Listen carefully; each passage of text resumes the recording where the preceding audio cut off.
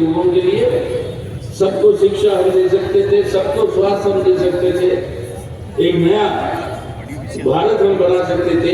हमारा भटकता हुआ नौजवान को रोजगार, स्वास्थ्य और शिक्षा दे सकते थे।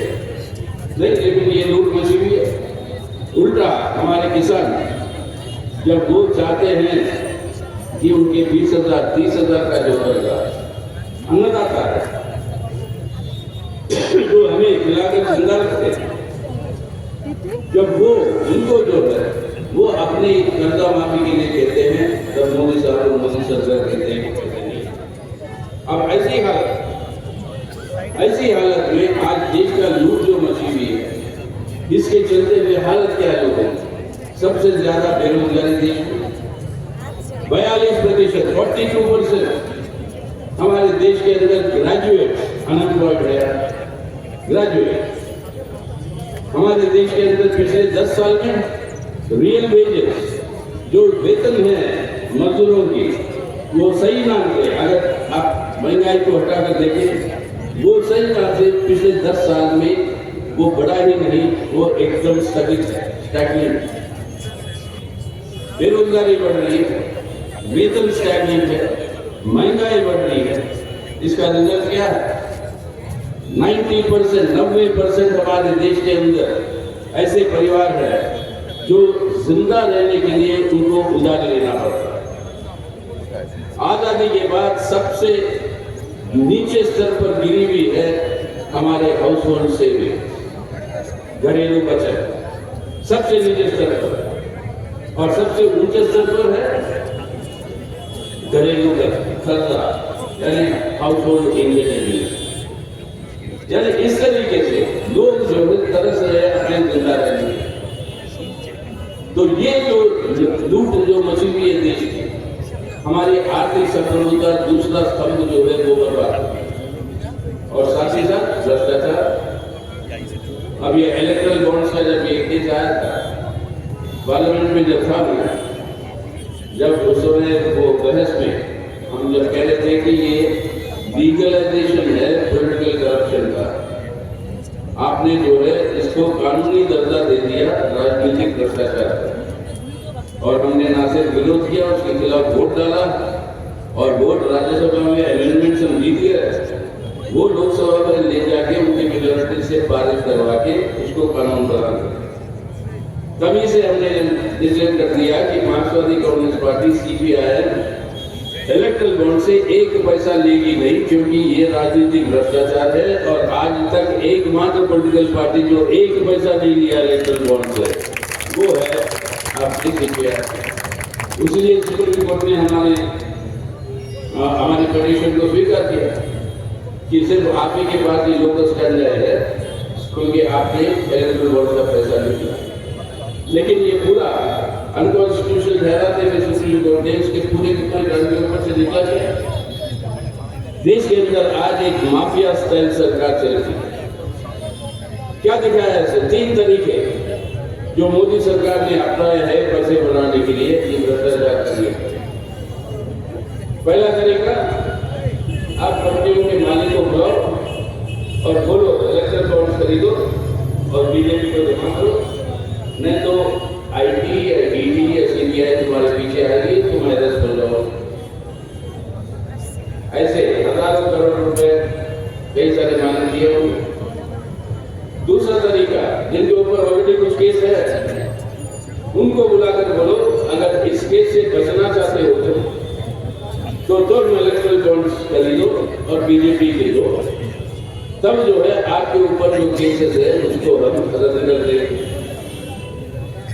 यानी अपराधी को बख्श देने का काम किया पैसे बनाने के लिए।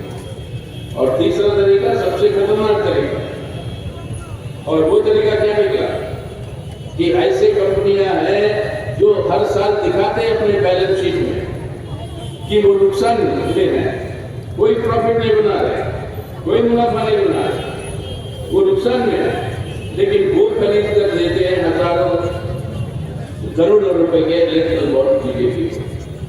ये पैसा आया कहां से? ये किसका पैसा है? ये पैसा है मनी लॉन्ड्रिंग जो कहते हो, ये है काला धन। को वापस इस माध्यम से व्हाइट मनी बनाकर वो जो है आप वापस ले आ रहे हो इकोनॉमी में। काला धन को खत्म करने का वादा था मोदी का, उल्टा आज काला धन को प्रोत्साहन दे रहा है। लेकिन इससे भी खतरनाक बात, ये विदेशी पैसा भी हो सकता है। ये पैसा हो सकता है इलीगल, आपके इलीगल ड्रग्स ट्रेड में जो दुनिया को तबाह कर रही है, इलीगल वेपन्स ट्रेड में जो दुनिया को तबाह कर रही है। आज जो देख रहे हैं हम जो हो रहा है फलस्तीनियों के साथ गाजा स्ट्रिप में और अब राफा बॉर्डर पर जो इजराइल के जो हमले जो चल रहे हैं, ज्यादातर आर्म्स इसके अंदर ये इलीगल आर्म्स ट्रेड से मिलते हैं। और ये अगर इस तरीके का पैसा देश के अंदर आता है तो एक बहुत बड़ा खतरा हमारे देश की सुरक्षा के लिए। तो ऐसी परिस्थिति देश के अंदर हमारे बुनियादी स्तंभों को बस करने की जगह संविधान का सामाजिक न्याय और फेडरलिज्म पे ज्यादा विवरण तो दे सकता हूँ, लेकिन टाइम बहुत लगेगा। उसकी जरूरत नहीं है आप सबके लिए, अब सबको जानकारी है उसके बारे में। लेकिन इसी के साथ साथ हर संस्था जो है हमारे देश की, जो संविधान ने स्थापना किया जिसका, उसको भी निशाना बनाकर कमजोर कर। पहला हो गया आपका पार्लियामेंट। कई साल पार्लियामेंट के अंदर रहा हूं, कभी ये नहीं सुना कि 150 एमपी सस्पेंड हो जाते हैं, सस्पेंड कर दिए जाते हैं और तब कानून बनाते हैं मोदी सरकार। नहीं बताएंगे कितने लोगों ने बोला और नहीं बताएंगे क्यों, क्योंकि आखिरी मिनट में काउंटिंग में जब पता चला कि आप हार रहे हो 10,000 वोट से, 12,000 वोट से, तो वोटों की संख्या बढ़ा लो। आप जो है जिसको जितवाना है जितवा लो। वो हुआ बिहार के असेंबली इलेक्शन में। इसलिए खुलेआम ये वोट का भी लूट हो रहा है। ये नियम था कि 2019 के चुनाव तक 24 घंटे के अंदर या 36 घंटे के अंदर हर कॉन्स्टिट्यूंसी में जितना वोट पोल हुआ है वो पब्लिक होता था। अब आज सुप्रीम कोर्ट ने कहा, सुप्रीम कोर्ट के सामने कहा इलेक्शन कमीशन वो पब्लिक करने से डेमोक्रेसी को कर रहा है। अब ये है असलियत मोदी साहब का नारा 400 पार। 400 पार का नारा ये है कि जिस तरीके से मैनिपुलेट कर रही है इलेक्शन को, यानी इलेक्शन की चोरी को, लोग आपको हरा रहे हैं, इलेक्शन कमीशन की थ्रू आप ये चोरी करो और ये होने नहीं देना। तो इसलिए मेरी आग्रह सबसे ये है कि हर कॉन्स्टिट्यूंसी में पहले 2 चरण में जो वोट बढ़ा दिया election commission, 1 crore 7 lakh vote जो है जो पड़ा था उस दिन, जो इलेक्शन कमीशन ने खुद बताया, उससे ज्यादा अब निकले। यानी पर कॉन्स्टिट्यूंसी कितना हुआ? 28,000 वोट। अगर इस साजिश को हराना है तो आपका, मेरा, हम सबका फर्ज बनता है कि इंडिया के गठबंधन के कैंडिडेट्स को 28,000 से ज्यादा मार्जिन से जिताकर भेजना है, ताकि इलेक्शन कमीशन की ये साजिश जो है कामयाब नहीं हो सकती है। वो मार्जिन की तादाद को आपको बढ़ा के रखना। तो इसलिए इन सब खतरों को ध्यान में रखते हुए कई सारे और ये इंडिया गठबंधन हम लोगों ने बनाया। लेकिन जब यहाँ पे आए, जब वो गठबंधन बनी, 2 ताकतें थी राजनीतिक पार्टियां, इसके बारे में थोड़ा जो जो था, एक था आपका जनता दल यूनाइटेड नीतीश कुमार जी का, वो तो अब छोड़ के चले गए। एक था आपकी दीदी के बारे में।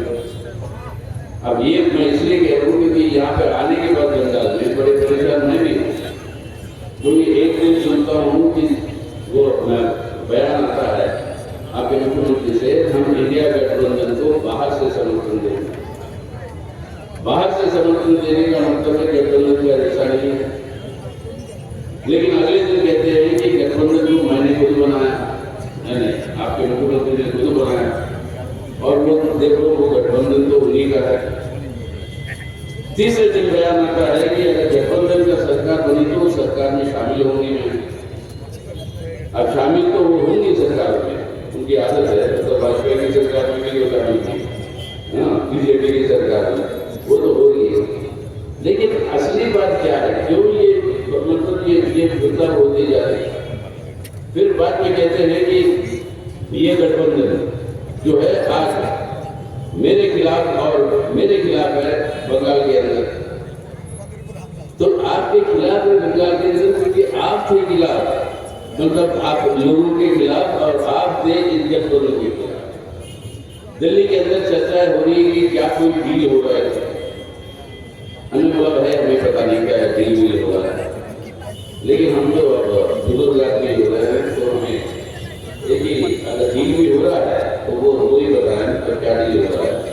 लेकिन हम तो कहें तो हम जो बुजुर्ग आदमी हैं तो हम पुराने हिंदी फिल्म के गाने हमें याद आते रहते हैं। आपको याद होगा पुराने बुजुर्ग यहाँ पे जो बैठे रहे, एक मशहूर गाना था देवानंद का, जो हमारे सुना होगा।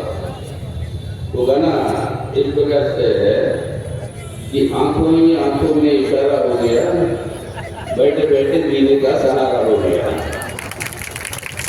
अभी अपील भी हो रहा है तो देवानंद की ये पुराना गाना जो अब वो याद आ रहा है, पता नहीं क्या हो रहा है।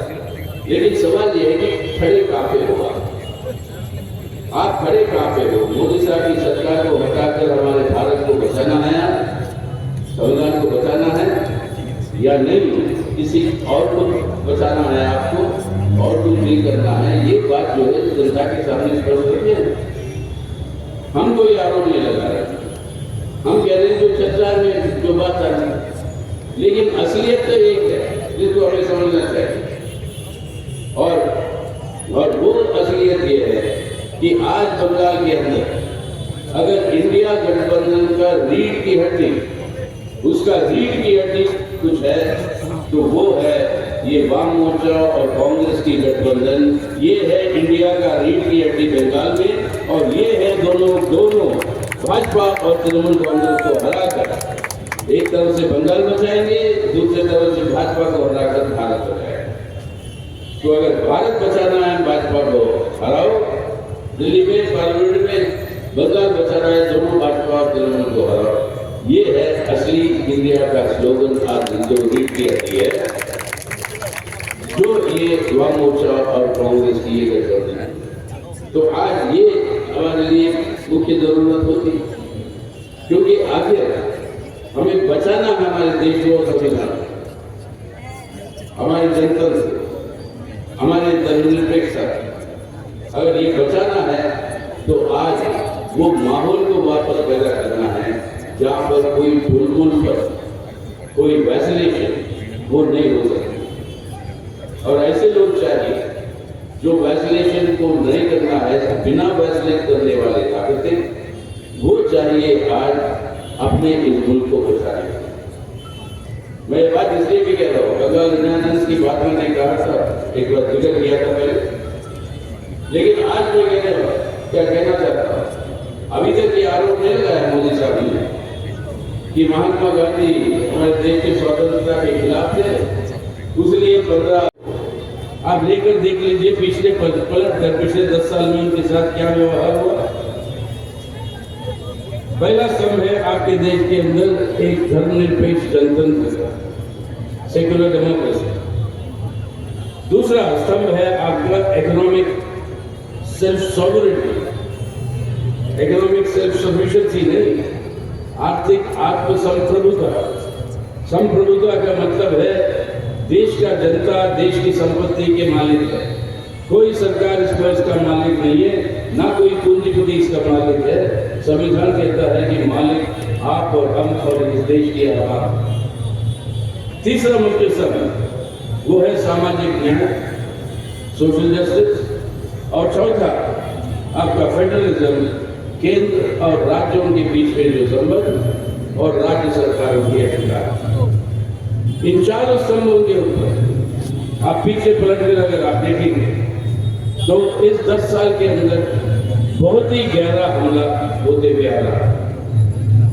धर्मनिरपेक्षता का एक बात ले लीजिए, अभी हाल में दो हफ्ते बौखलाहट हो या पता नहीं क्या है, हमारे प्रधानमंत्री के भाषणों से अगर ये हमें लगता है कि पहले 2 चरण वोटिंग जब खत्म होगी, उसके बाद से जो भी प्रचार वो कर रहे थे, पहले प्रचार क्या था? मोदी की गारंटी। प्रचार यही था कि हमारे देश, हम जो है विश्व गुरु बन गए, हमारा देश जो है दुनिया की सबसे तेजी से बढ़ने वाली आर्थिक ताकत है।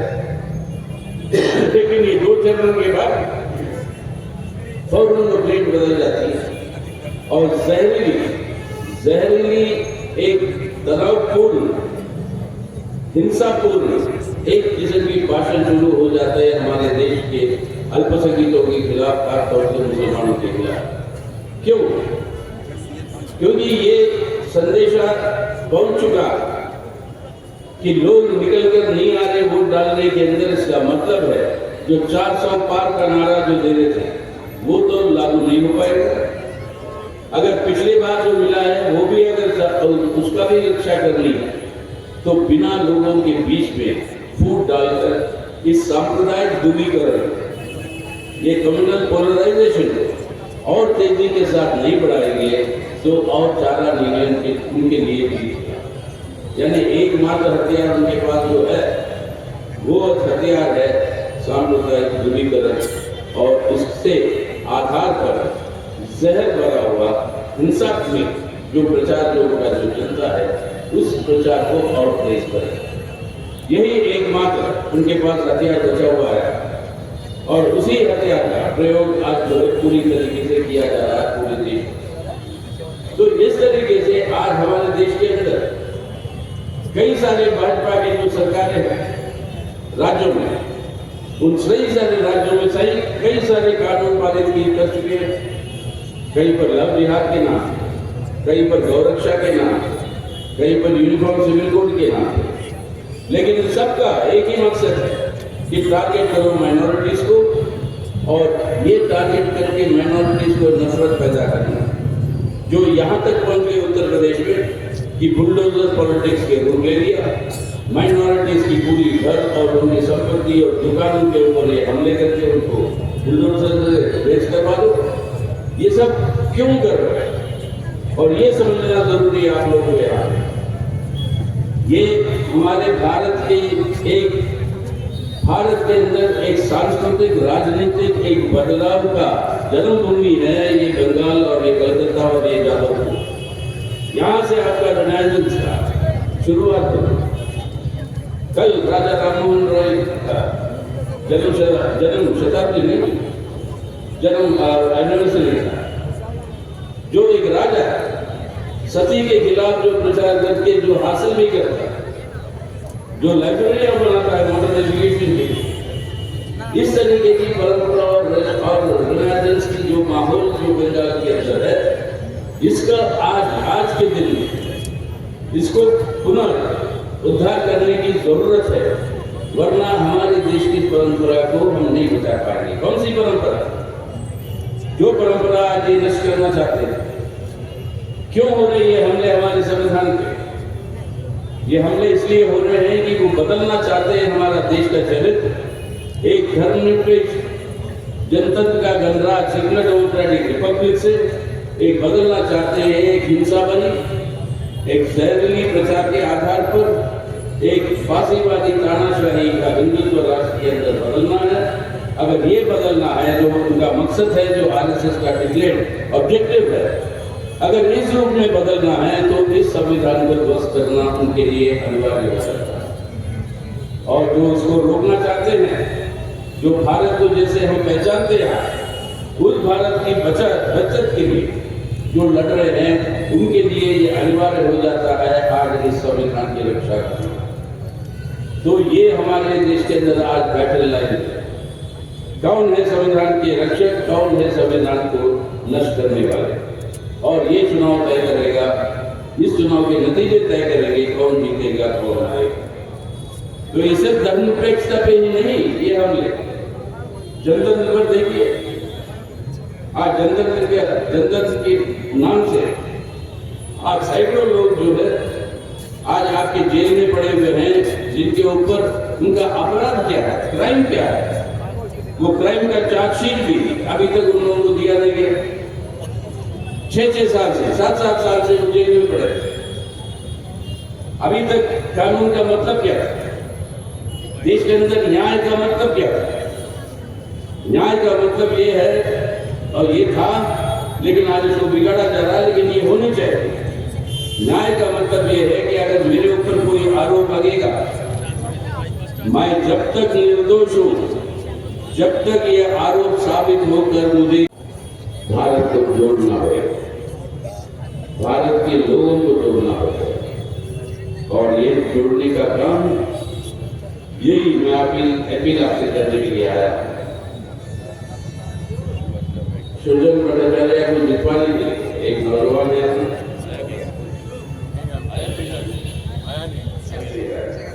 हमारा एक लड़ाकू नौजवान है। ये है भविष्य हमारे देश का, और ये पीढ़ी है जो ये बदलाव ले आ सकती है जो मैं बोल रहा हूँ, जिसके बारे में चिंता है हम सबको, और जो लाना है कि अपने भारत से जोड़ना है, बचाना है।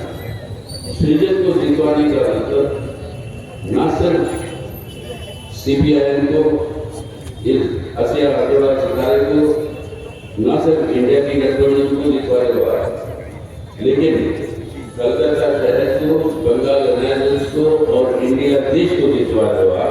ये जीतना, ये वोट जो है आप अपने आप को डाल रहे हो, सृजन को नहीं। ये वोट अपने आप को डाल रहे हो कि अपनी जीत अगर चाहते हो तो इनको सृजन को जितवाना अनिवार्य। तो इसलिए मैं कह रहा हूँ ये बहुत ही अहम चुनाव, इस अहम चुनाव में आपका बहुत बड़ा दायित्व, और उस दायित्व को आप निभाएंगे, ये हमारी सिंसियर अपील है आप सबसे। और इसलिए आखिर में मेरे साथ एक स्लोगन लगाइए जो हमारी सबकी भावना है। मैं कहूँगा जुड़ेगा भारत, आप कहेंगे जीतेगा इंडिया, हम कहेंगे जुड़ेगा भारत, और आप कहेंगे जीतेगा इंडिया। और ये नारा मैं चाहूंगा कि आप सब लोग दो, ताकि आप और हम सब लोग मिलकर अपने देश को बचाएं, अपने भाई बहनों को बचाएं, अपने समाज को बचाएं, और अपने बच्चों के लिए एक बेहतर भविष्य दें। तो आइए लगाएं नारा साथ साथ, जुड़ेगा भारत, जीतेगा इंडिया। अरे जोर से भाई, मेरे को सुनाई नहीं दे रहा, मोदी साहब को सुना। जुड़ेगा भारत, जीतेगा इंडिया, जुड़ेगा भारत, जीतेगा इंडिया, जुड़ेगा भारत, जीतेगा इंडिया। चलिए, कई सारे अपने नौजवान भाई बहन को आवाज नहीं उठा है, लेकिन मैं ये नहीं चाहता हूँ कि वो भविष्य के बारे में वो ना बोलते। আসন্ন লোকসভা নির্বাচনে রাজ্যের প্রতিটি প্রান্তে বামফ্রন্ট প্রার্থীদের জয়ী করুন।